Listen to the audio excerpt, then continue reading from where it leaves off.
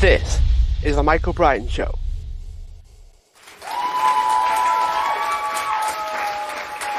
Hi everyone, welcome back to the show, and today I'm joined with April Rose Gabrielli, who is a singer, songwriter and entertainer. So we're diving into her story a little bit, but before that, April, thanks for coming on the show. Of course, anytime. Thank you for having me. So share a little bit about how you got started. There's so much that differentiates people, you know, like their stories and where they came from, and I find it really interesting to learn. So how did you get started? So I don't really remember a time that I consciously made the commitment to music. I just kind of like always, as a kid, loved it and always thought that it would be a part of my life somehow. I'd always had a piano in my house, so my mom taught me how to play songs and songs that she had even written while she was growing up. So music was always very centric in my upbringing, and as I got older and older, it just kind of kept tapping me on the shoulder. I started writing poetry at the age of 12, started writing musicals after that. And then I produced my first full-length musical at 17. And from there, you know, there's a lot of business that goes on with producing a show. Obviously, it's not just art at that point. It's money, it's contracts, it's all that fun logistical stuff. So I found that I was super interested in the business side of things. So from there, I went to business school, and I simultaneously was in bands and trying to basically become a full-time musician however I could. So in about 2017 or 2018, since then I've been a full-time musician, and since about 2020, I've been pursuing my solo music project. So that's kind of where we're at now. Is there any moments when you wanted to stay not solo, or did you always sort of feel that pull from the beginning? So it's funny because I always did these things alone, but I always was really intrigued and excited by the idea of meeting other people like me, because it's a little isolating. I think being like an artist or hearing all these things in your head all the time makes you feel a little crazy.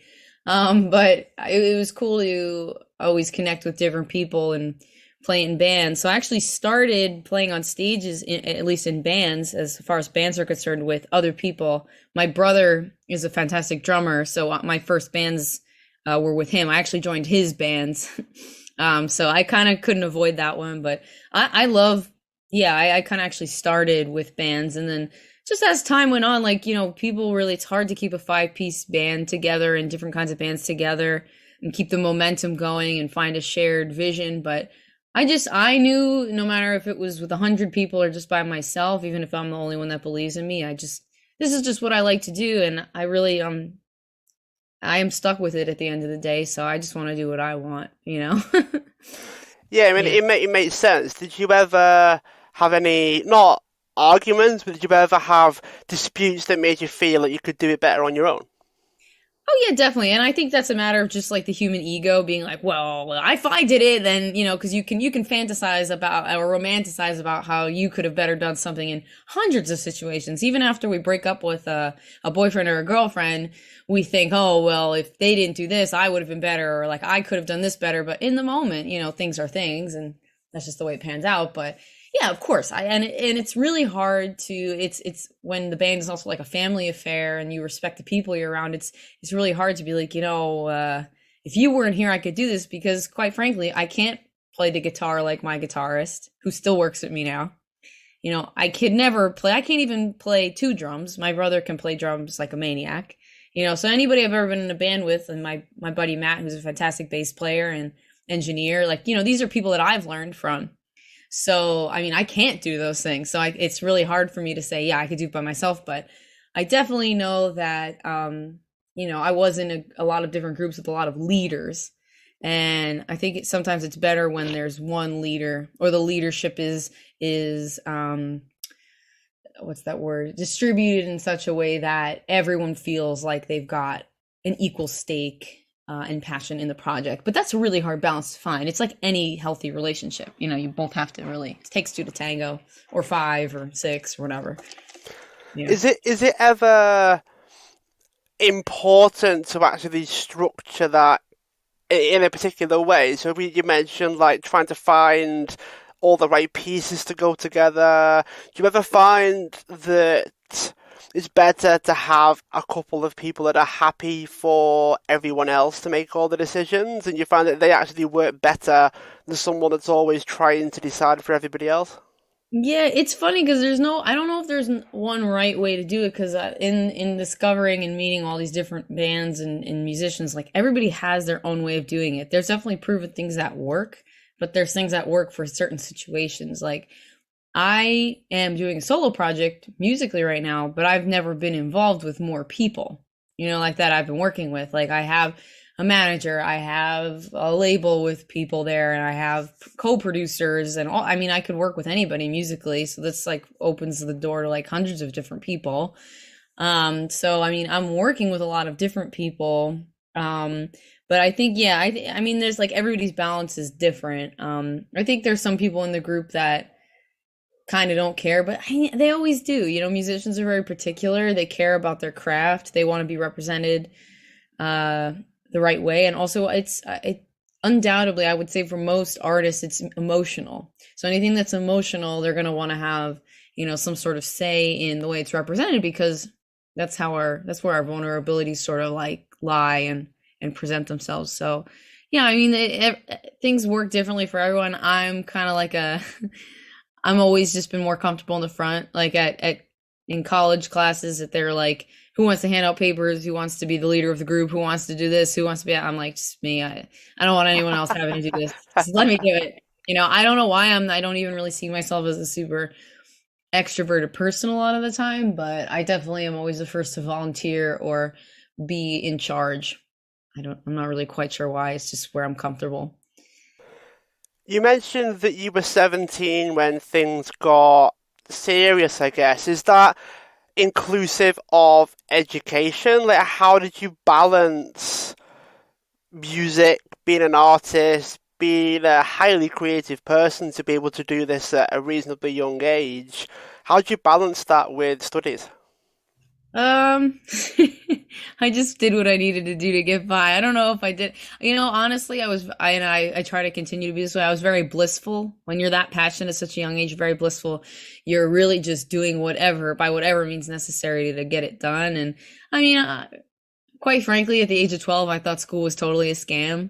I still kept my grades up because I know, I'm sorry. And I don't think that's the right path for everybody, but I'm convinced I'm an old person on the inside. I don't know what's up with me, but at the age of 12, I was pretty convinced that it was all a scam, and like I didn't need to know anymore. Like not in life. I think life is a very good teacher, but as far as school, I was like, I get what this is. I get what this is going to be. Like I want out of this. But I mean, I will say my music classes and my drama classes, you needed to have certain grades in order to participate. So I will say I did what I needed to do in order to still be able to go to my music and my writing classes, because those were the reason, or my favorite reason to go to school, if anything, because I got to sing, I got to write. But I would honestly attribute me not dropping out of high school to my drama program. But I actually enjoyed college a lot more. It felt a little bit more structured. I felt my ideas were valued by the people, like my professors and people I was working with. I was involved with starting an arts and entertainment management major in the business school. So that was kind of cool. Like, and again, it was like one of those leadership opportunities. Like it was just a small group of students that kind of like, we're doing this thing. I was like, sure, I'll be involved. Like I'll go for it. Cause originally I went to school to perform, but I didn't get in anywhere. So I was just like, well, I'll make more money doing this maybe if it doesn't work out. If college thinks I suck, maybe I do suck. But I realize it's all relative, and if you can do what you love and make a buck, I think it's just worth just continuing to do no matter what. I don't know how I balanced anything. Like I said, I think I just coasted and did what I had to do and just let it fly. I don't know. Yeah. So, if music didn't become your life then, what would you have decided to do with your life had it not taken off for you? I have so many different things that I've wanted to do in my life. I think I'd probably still wind up working in music business. Like I love managing people. I love the administrative side of the music industry. I like the strategy and the money side, like where to move money to push artists, the different kinds of trends and things. Like I love stuff like that. So I see myself doing that eventually. Anyway, I'm already sort of mentoring a handful of people and great young artists. So I have that honor. Honestly, it's really great. It helps me too. I would probably do something along the lines of that. I also love teaching music. That's something I do sometimes. But part of me also wants to be a chef and a doctor, like, or a nurse and a tattoo artist. Because I think I have so much respect for frontline and medical workers. And when I've been in situations where I've been sick, or really in need of help, I've had so many nurses and doctors that were really comforting, and I don't know, they just gave a certain sort of feeling that I would love to give to anyone, really, if they needed it. So yeah, something like that. I don't know. I think that answered the question. All those different things. I wish I had like 12 lives. I would do so much. I like to live life and things. So you mentioned that you mentor and teach music as well. Do you have a particular way that you like to teach? Do you have any particular things and styles that you prefer to use? Well, it's definitely not technical. I I am very emotional, and I'm very into developing artistry. I think technical skill is important. You obviously can't just be like a loop-de-doo and then not know what you're doing. Obviously, as an artist, you have to have a certain level of technical skill to translate and communicate with the rest of the world. But I genuinely try to teach from a place of passion. If I see a student coming to me with a certain interest in wanting to do one thing, one specific thing, I will continually beat that point home until they've got it perfected and they feel that they love it. And from there, there's a natural need to move on. For instance, like a really young songwriter came to me. She was about 8 years old, I think. And her mom's like, I think she writes music. Like, she writes these little things. Like, can you help me figure out like what she's doing? Like, let's work with this a little. I was like, sure, that's amazing. Like, I didn't write music when I was 8. It's pretty cool. And she just came to me as someone who had a great voice and was writing a little bit. And now as we've worked together for a few years, she can produce music and engineer music using a DSP, like GarageBand, Logic. So she can record herself. She plays the piano, because these are all things that sort of, once you've developed this skill or this passion for, I'm a singer, what else do I need to do to be a successful singer? Well, let me play keys so I can write my music more properly. I can communicate. Oh, I want to record these things. How do I do that? So just building on the original passion and making it fun is like the best way that I like to teach. Because like I told you, I think school is like scam. It's like, it shouldn't be so strict. Life is about like living. Like, I don't understand why it needs to be so serious all the time. I genuinely think like the amount of pressure and anxiety that gets put on young people, especially if they don't already come from a stable foundation, it's just counterproductive. So yeah, I like to teach from a fun place. Not an easy place, a fun place. Still serious, it's still not a joke, but yeah. It's interesting how she came to you as someone that played the piano as well. It must have been a bit of a full circle moment for you. Oh yeah, I mean, well, I still work with her a lot. She's like a little version, of me, if not better, in a lot of ways. I mean, really tuned into music, really tuned into pop music on the radio, what she wants, how to get it.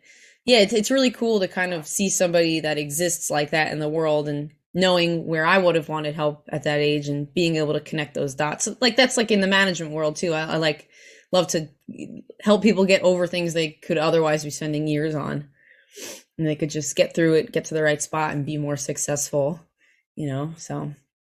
I guess that's the real passion or energy of someone that mentors someone or someone that coaches somebody else is a real feel-good factor, I guess, when it comes to improving somebody else.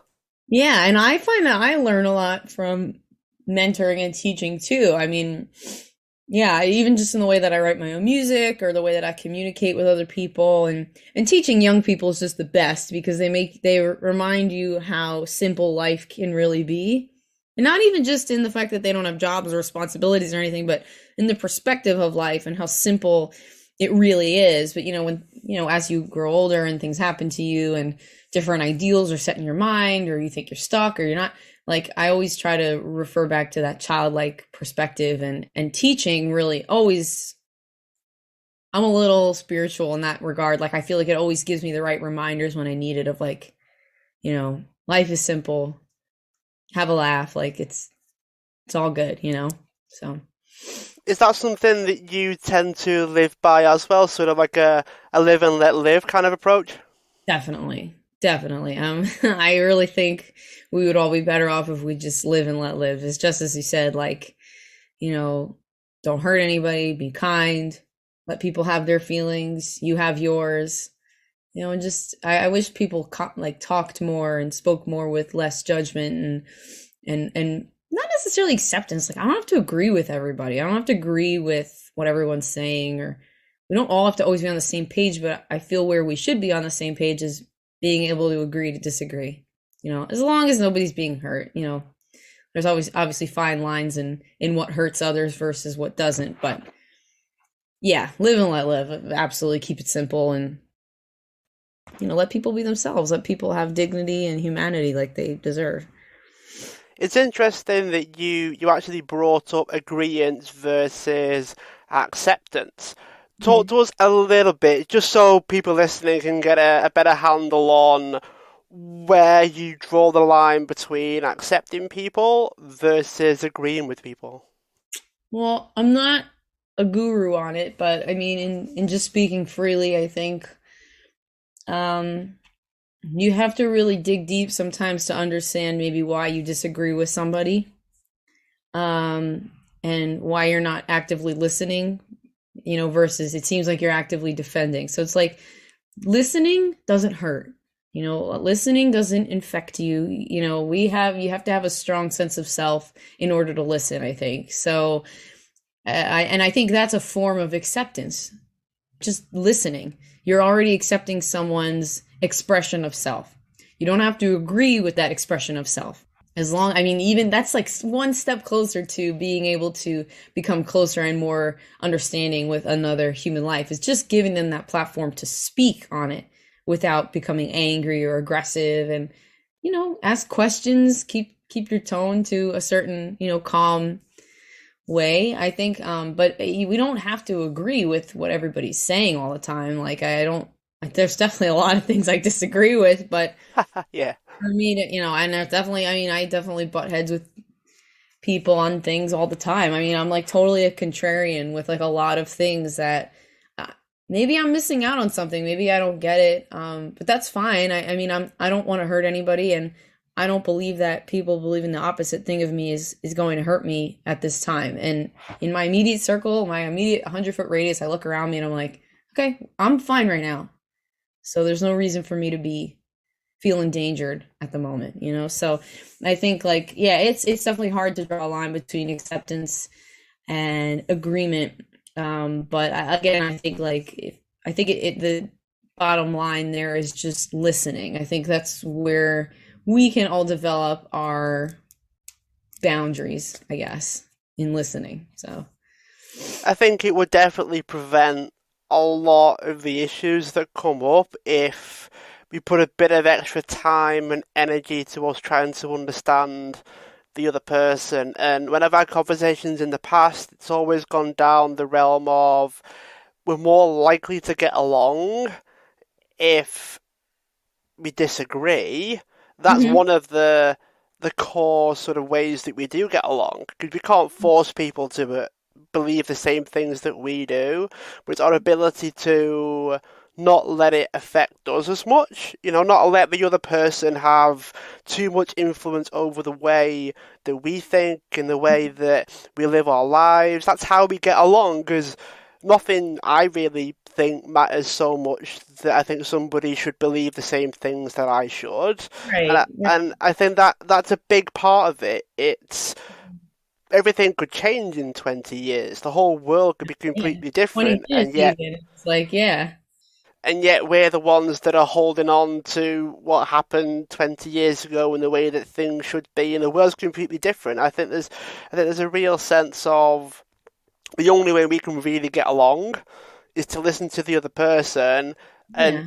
one of the things that was mentioned to me the other day actually was take what works and then discard the rest. You know, the Yep. things that fit, the things that you can resonate with and relate to and actually use in your own life. The rest of it doesn't need to impact you in the same way. Yeah, I agree. And like the challenging thing about saying this is like I definitely have a lot of privilege in saying a lot of what I'm saying. So it's hard to say it and not consider what the alternative to what I'm saying is or the opposite side because I again like I'm not there. I don't understand what it might be like.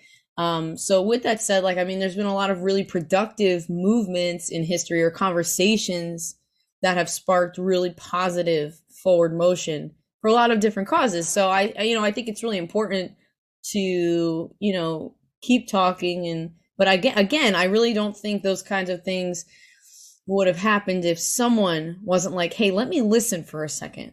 Because that's the only way if you can change a mind or a perspective and you don't have to flip people completely, but just in these little tiny steps that we can take to understand one another, I think like that's the best off that we can be. But I totally agree with you. Like it's kind of got to use what works for you and be kind and understanding as best as you can to others. Now, I have actually had the chance to listen to your music, and it does definitely catch my ear, if you will. They were very, very catchy songs. I was taken by Is It Do You? Is that one of the more recent Yeah, ones? And I found it really, really catchy. yeah. Thank you. Is that something that was planned? Was it on purpose? Because obviously you teach music and you're very creative. Did it happen by accident, or were you very sort of strategic with how you did it?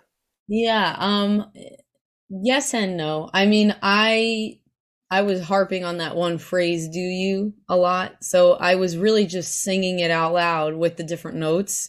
And then I realized like it's like a catchy thing that other people could sing along with, because a lot of times when I'm writing music, I'll sit down and basically write like gibberish because it's just what's coming out of my mouth. It's the syllables that sound nice to sing. And, I'll usually just match it up with poetry or something that might work better. But yeah, Do You was written just very fluidly. And like I was just kind of on the piano and I was really on like a Queen kick at the time. So like I want this to just be a simple, fun little doody doo melody and then make it explode into something like really epic. But I was at the time I was trying to really write something more pop leaning. So having repetition in the song was definitely something I made sure at least was there. I don't know if it was like totally intentional from the beginning, but production wise, we definitely added extra do yous and things in there that weren't in the original version. But yeah, I that song has a really close place in my heart. I appreciate you listening to it. So, what emotions were you feeling while you were creating it? A lot of musicians and artists, they tend to speak about what they went through or the way that they go through certain things and the emotions behind it, and they try to put words to it. Some of the songs that really move me the most are the ones that I tend to connect with the artist more because they're sharing what they went through. And the Mhm. reason why it hits me is because I see myself in the song. Yeah. So, what was that story for you?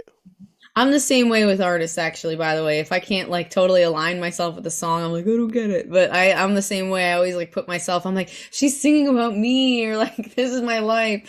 Which is probably not, but anyway, for Do You, I was in this extreme state. I'm extreme generally when it comes to emotions, but I was in this extreme state of like deep love for another person and I was frantic. Like it was just I was trying everything to prove that it was true love and I think we could work and do you see it? Like I don't know if I should ask because I don't want to ruin this cool little thing going on between us that's kind of fun and mysterious, but should I ask the real question is so it was sort of just like that vomit basically of like emotion, like I was just going on and on and on as I was writing and going asking those questions to myself, like, should I say something? Do I not? I love you, but I don't want to be dramatic. But, just that back and forth. And I have the habit of deflecting emotions. I don't do it anymore, but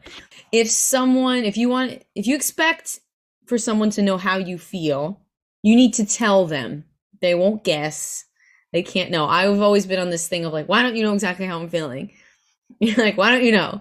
So, I mean, that song was very much so like the last time I didn't ask, but I eventually it worked out. It's okay now. So it's good.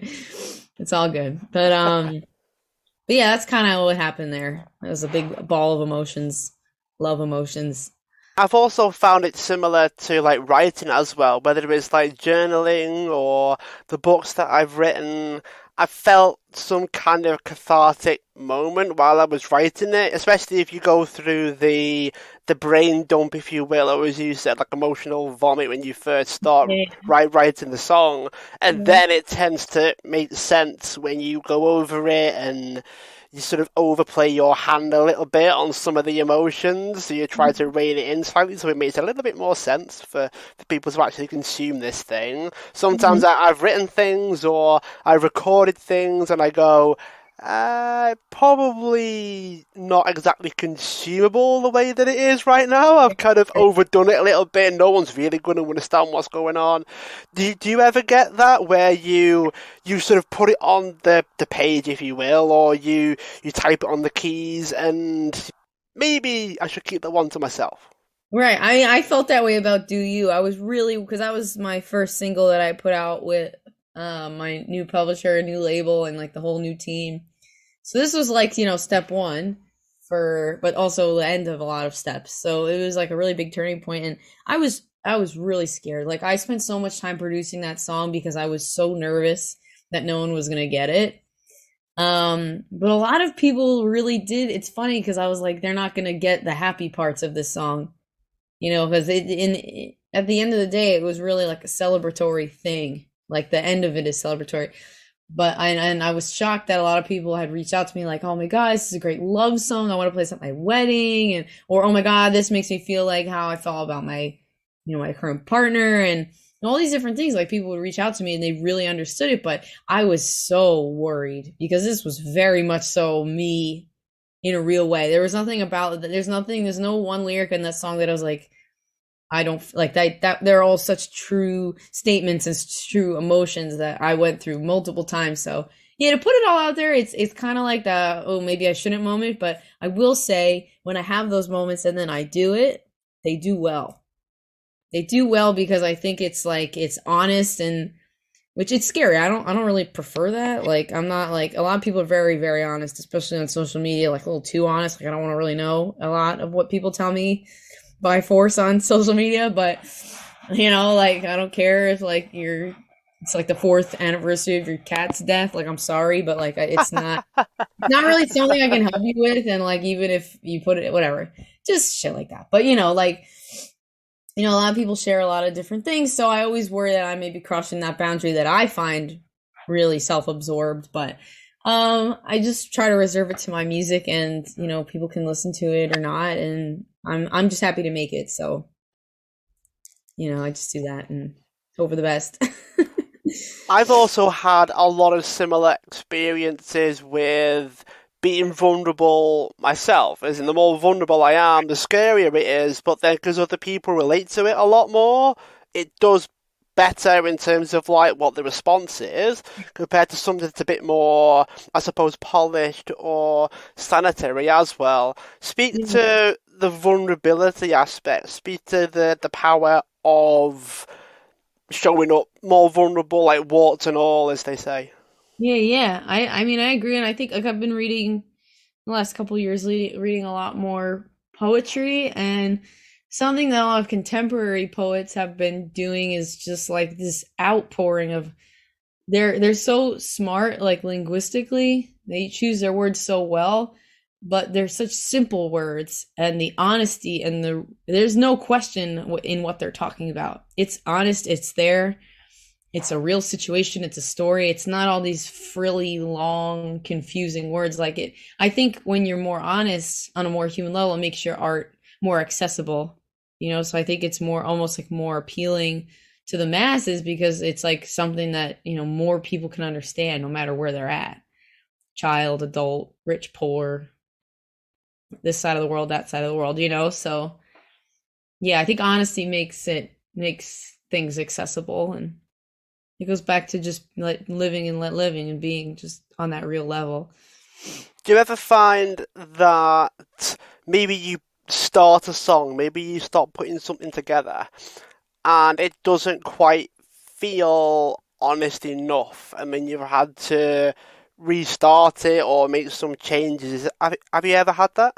Oh yeah, I for many years I struggled with really feeling like what I was saying or what I was writing was honest, especially when I was working with other musicians that maybe or we had different things going on in our lives or different interests. And but even sometimes when I sat down at the piano, like I used to be more into like different substances, like I'd have a drink and write or whatever else. And I used to feel like, oh, this is gonna get me back to those roots of me. But I mean, I've I've sort of developed a thing now where I'm very present. I keep it very focused, and I try to only mentally channel who I was as a kid and keep it very real and non-judgmental. I think as you get older, the reason we do less things and become less active is because we become more judgmental of ourselves and of others. And I used to struggle a lot with the honesty with the songwriting process, and I felt like I was doing so poorly for many years. And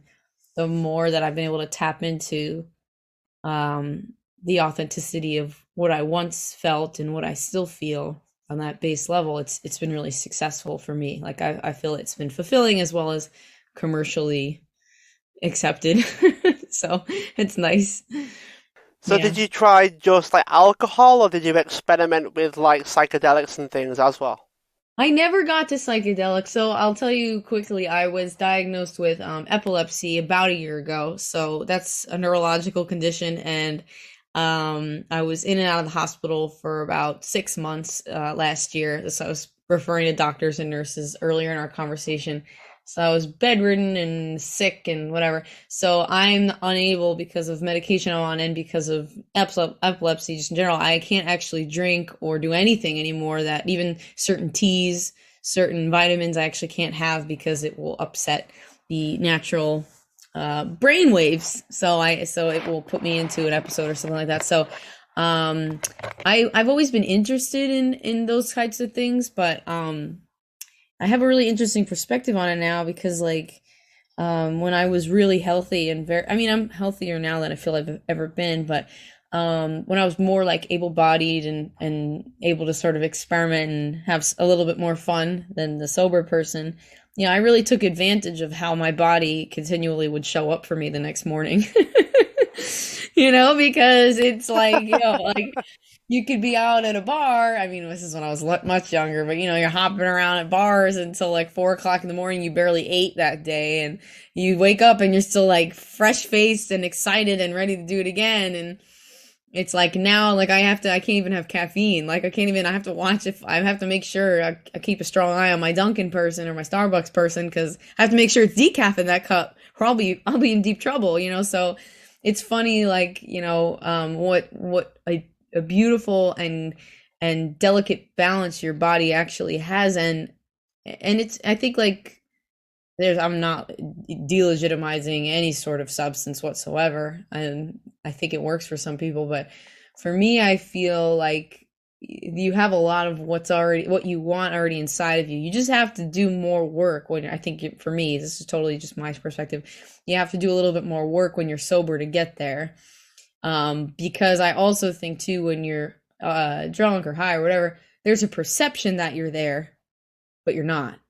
So for me, like when you're just yourself and you need to dig a little deeper, you need to do a little work, but that stays with you all day. It's not gonna slip away with your high or, give you a hangover. So I mean, like I've obviously like I sort of didn't by choice have to figure that out, but I feel very fortunate that first of all I'm able to be functioning as epileptic, but second that I'm able to really find value in continually being sober and respecting that body balance. But yeah, to your point, I've definitely tried it. There's definitely been cool things that come out, and not so cool things. Like I could definitely tell, like when I was really trying to do something or be something, and it just wasn't right. Yeah, yeah. But I've been loving the stuff that I've been making since I've been healthier. And I really think it's because I'm like really all there. So not for me, but definitely try it. But I don't have the privilege of doing that anymore. So try it, but also, be I would recommend people to be grateful and fortunate that they were given a perfectly or semi whatever your situation is, if you do have a well-functioning body that continually shows up for you, be grateful for that, because for me it was taken away overnight. It happened in 3 or 4 hours, and whatever, and then I woke up in a hospital 2 days later and like, you have epilepsy. I'm like, what? Like, since what? Like, that's wild. Like, Yeah. I'm disabled. Like, that's crazy. Like, I can't drive, I can't do so many things that I just completely, the average person takes for granted. So yeah, just when in trying and experimenting, also, you have to give that gratitude back to your body, do something good for it too. As Yeah. someone that's diabetic and has cystic fibrosis, I completely My agree. friend, you get it. I Oh, mean, you get I it. more than get it. Yeah, this is Yeah, way amazing. more than I do. Yeah. Oh my gosh. Yeah. I mean, that's a crazy thing too. Like, I only been dealing with this since the age of 20, or maybe 29. Yeah, 27, 28. Like, I lived a very fortunate, healthy life considering all the shit I did to myself. So I mean, wow, yeah. Have you, if you don't mind me asking, have you experienced that your whole life? That's something you've lived your whole life with, those two things? Cystic fibrosis, I was about 2 months old, so when they do the initial sort of baby tests, that's when that came up. Um, Diabetes was early 20s. Right. And it's interesting because I actually fought against it because I was a personal trainer at the time. I Oh, know, wow. baffling, I know. Oh, that's cool. But I thought, no, I can do this with diet.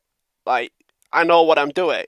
Sure, yeah. And I was already low carbohydrate anyway, which made the Right. nurses raise their eyebrows as if to say, well, you can try, Mike, but Yeah. good luck fighting this one. Yeah. But I was stubborn, I still am, and I'm Yeah. competitive, so I did it. And they turned around to me and they said, look, we're not being funny, but if you have any less to eat, you're gonna struggle in other ways. So you just have to accept it. And I totally understand what you're saying when your body has a very, very fine balance. Sure, And I yeah. think the people that have a lot of wiggle room have a much easier life than we do. Like, I don't Yeah. have a lot of wiggle room, and I bet you don't either.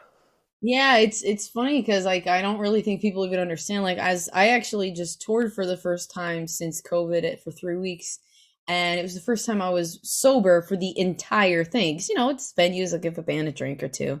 So, dealing with, talking with fans or seeing people in the audience, I was so much more aware of the amount of substances and just the amount of vices, even just down to coffee. It's so silly, but like even just down to coffee or unhealthy foods that we rely on to kind of give us a lower level of stress, which I feel the difference for sure. There's a certain level of awareness and health and focus that I don't believe that I had with those vices.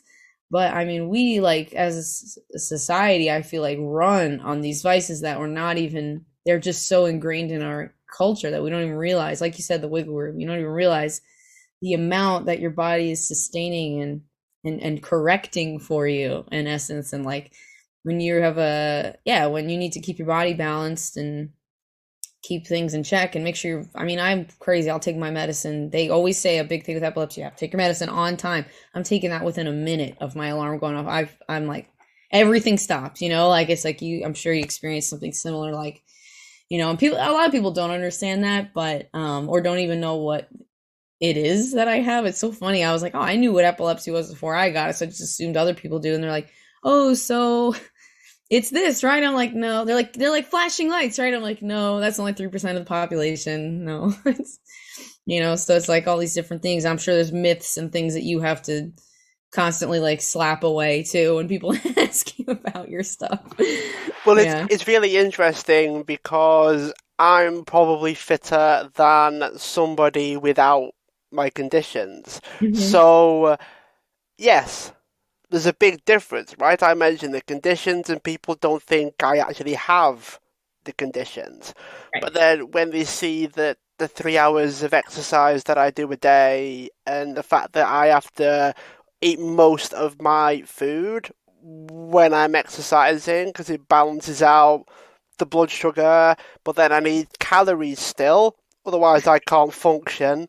So there's so much that goes into planning, organizing, forward thinking. I can't do a lot of things on a whim here. You've got to let me know Right. beforehand. You're like, I And can't stay out at your after party till 3 in the morning. Like, I have to sleep 8 to 9 hours a night straight, or I will have a seizure. So, like, you need to, like, yeah, exactly. I Yeah. guess what's funnier to a certain extent, and I'm sure you could speak to this as well, is a lot of the enhancements that people tend to think that they get. It's actually just their heart rate increasing, so it just makes them feel like something happening. But most people operate at about 70% of what they can do, but it Yes. feels like it's 100 Yeah. because of what they're trying to do to improve it.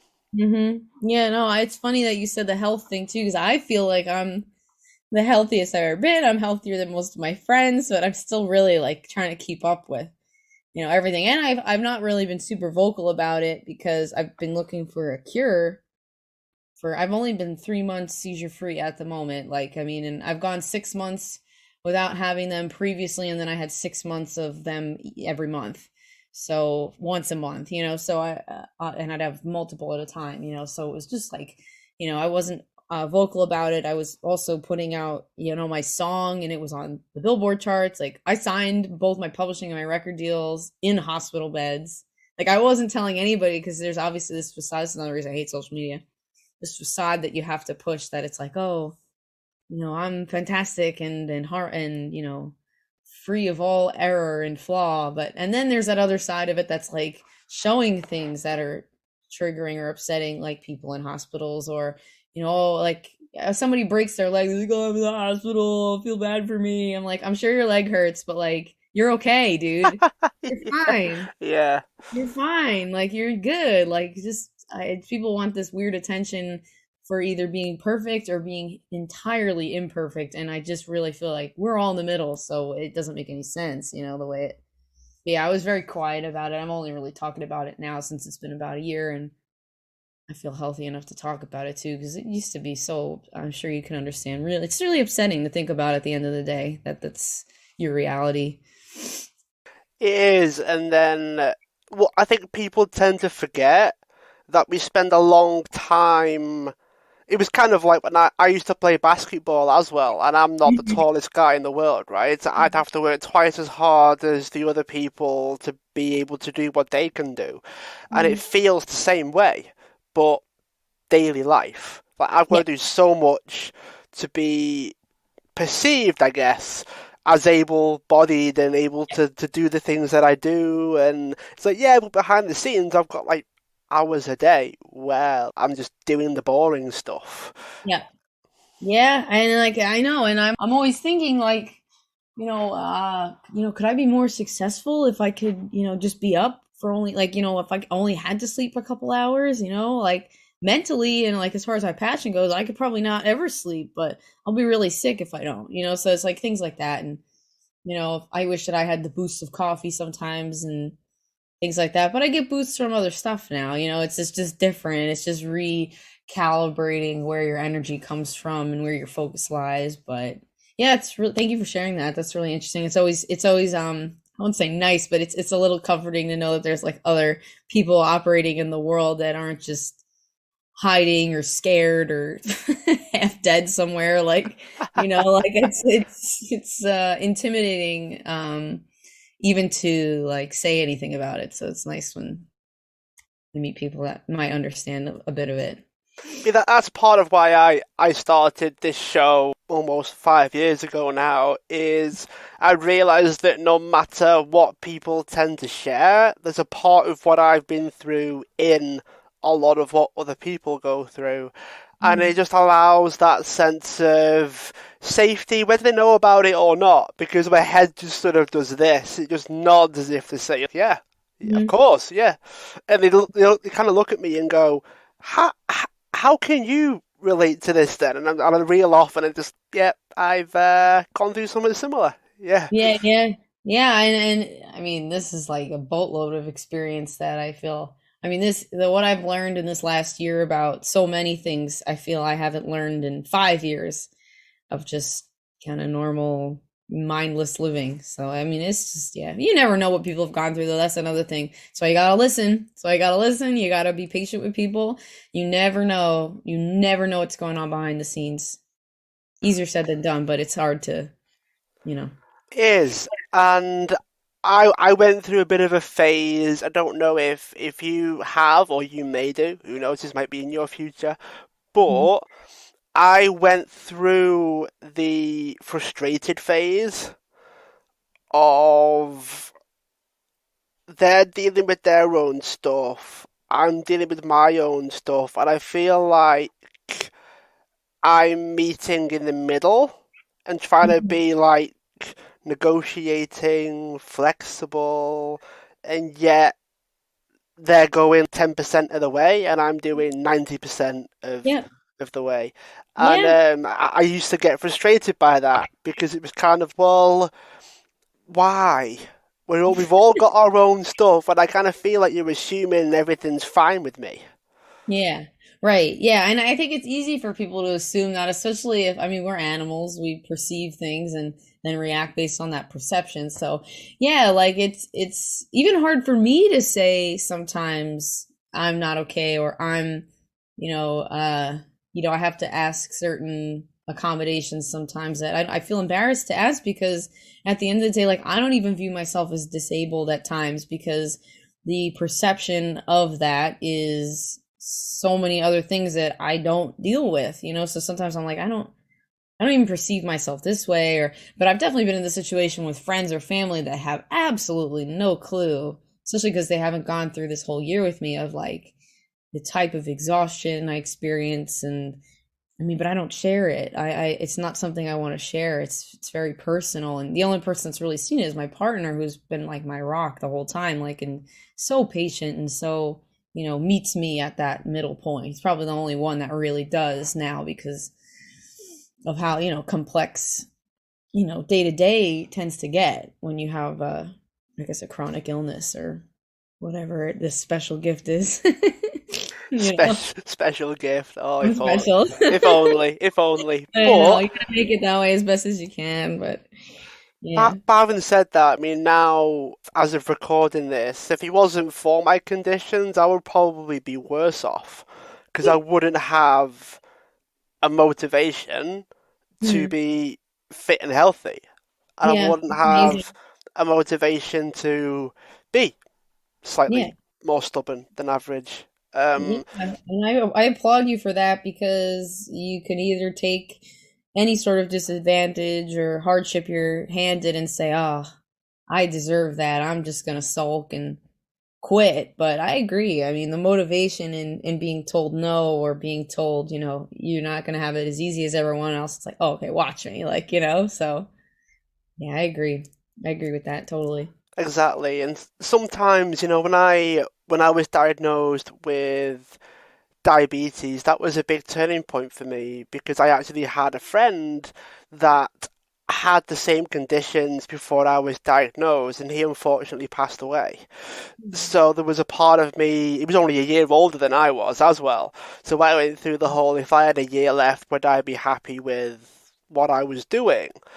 And the answer was no. So I had this whole big overhaul of like I have to focus on this now. Like I don't want just to have a year left. Like what can I do? How can I spend my time? If I say no to stuff, it's a hard no because I'm doing this more important and more meaningful thing over here.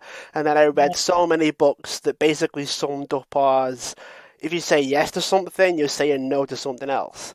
Mhm. And I was like, yeah, like I Yeah. can't live that way.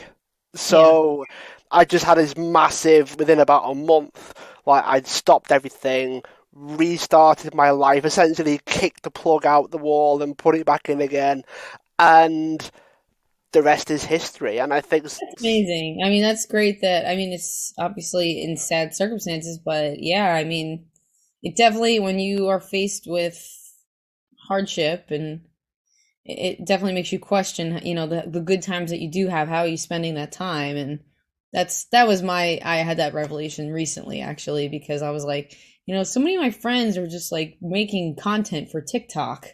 I want to make art, like I want to sit down in my studio and make art, and I really don't care if people hear it, because like this is, like I said earlier, it's my life. The time that I have that's healthy, I want to spend it in a good way. But yeah, I mean, that's a beautiful thing, and I wish more people realized that. I don't wish hardship on anybody, but I wish people realized that without it, sometimes.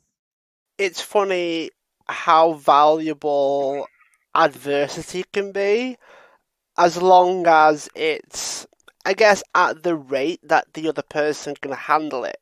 Yeah. Because that's where, trauma comes from it being too much, right? Like your body just can't handle what it Mhm. is. And I Mhm. think if it was drip fed or often enough to people, when you sort of think, if it was difficult, like once a month, maybe you can adapt and Yeah. adjust and get better. So the next time it's not so bad. If it was every day, I think most people would have a tough time recovering from something that was all day, every day. Yeah. You never get a break. You never get the chance Oh, to yeah, it's really exhausting. adjust. Yeah, it's exhausting, and like, I mean, but again, like, I mean, I have again a privilege of feeling really healthy these last couple of months, so I've really been valuing the time that I've had, because I didn't even accept that I was feeling as bad as I did when I did. I was like, oh, you're just lazy, or you're just that and the other thing, but I'm literally trying to just stay okay here, stay not hospitalized. Like that was the goal, with doing so many different lifestyle changes all at the same time. Like there's people that can't even give up like, soda for a year or drinking for a month. People like, well, which it's great. I think anything you do to kind of like change up your perspective is good. I'm not knocking that, but I've seen so many friends like, yeah, I decided to like stop drinking beer for a month. It was so hard. Now I'm getting fucked up with my bros. Like it's just like, okay, that's cool. Like there's, I had to all at once, and I'm sure you can understand, like, no bread, no sugar, no caffeine, no drugs, no nothing, no going out alone, no being alone, no running alone, these, no driving, these things that all at once.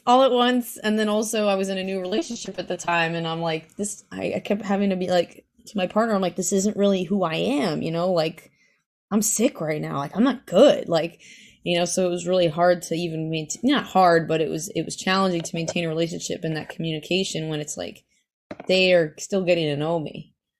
All these weird Yeah. nuances to, And yeah. then the last thing you want to do is have to rehash it every time someone doesn't fully understand. Ugh, I'm so over it. I always like I volunteer the information now, but I barely like will tell people because I'm just like, oh God. Like someone I told someone I was like recently at a wedding, and I was like, yeah, I have epilepsy. I can't drink or eat cake or whatever. And she's like, oh, my cat had epilepsy. You poor thing. I'm like, yeah, me and your cat, same thing. Yeah, Yep, cat. it's something that you almost have to go through the motions with. Like you can't get too attached to the conversation because you're having it all the time. You just gotta just tell them, get it out the way, and then Yeah, hopefully they'll adjust.